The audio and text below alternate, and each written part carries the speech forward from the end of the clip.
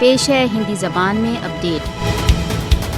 भारतीय सरकार द्वारा रोहिंग्या मुस्लिम शरणार्थियों का बलपूर्ण डिपोर्टेशन मानव जीवन तथा अंतर्राष्ट्रीय कानूनों की बहुत क्रूर उपेक्षा है। रोहिंग्या मुसलमानों का डिटेंशन तथा डिपोर्टेशन मुसलमान शरणार्थियों पर भारतीय जनता पार्टी सरकार के आक्रमण का एक भाग है। हाल ही में भारतीय पुलिस ने भारत द्वारा अवैध रूप से अधिकृत जम्मू कश्मीर के रामबन जिले में 25 रोहिंग्या शरणार्थियों को नजरबंद किया। भारत द्वारा अवैध रूप से अधिकृत जम्मू कश्मीर में एक महिला रोहिंग्या का डिपोर्टेशन तथा रोहिंग्या शरणार्थियों के बलपूर्ण डिटेंशन की मानव अधिकार दलों द्वारा कड़ी आलोचना की गई है।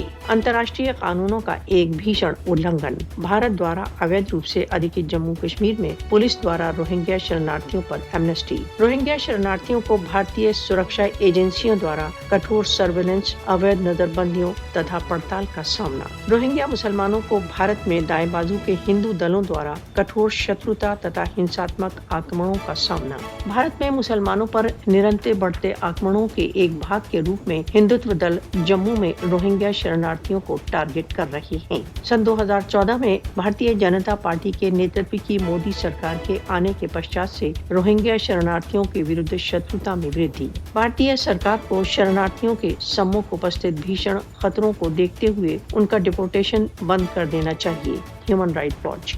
भारतीय अधिकारी निरंतर धार्मिक अल्पसंख्यकों विशेष रूप से मुसलमानों के विरुद्ध पक्षपातपूर्ण रवैया अपनाए हुए हैं। Human right watch. रोहिंग्या शरणार्थी जो हिंसात्मक सैन्य आक्रमणों से बचने के लिए म्यांमार से भागे हैं के प्रति भारत के आचरण की भर्त्सना की जानी चाहिए।